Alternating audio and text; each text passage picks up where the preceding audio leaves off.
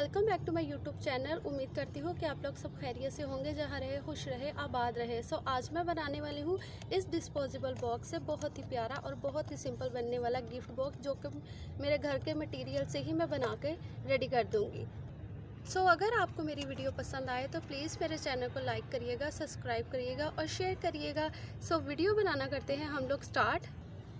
जिसके लिए मैंने सबसे पहले लिया है, ये अपने घर से ही एक पीस है वेलवेट का, ठीक है, जो इसके ऊपर मैं अटैच कर दूंगी। आप इसी तरह का कोई भी पीस ले सकते हैं। मेरे पास सिर्फ यही पीस था जो मेरे ड्रेस में से बच गया है।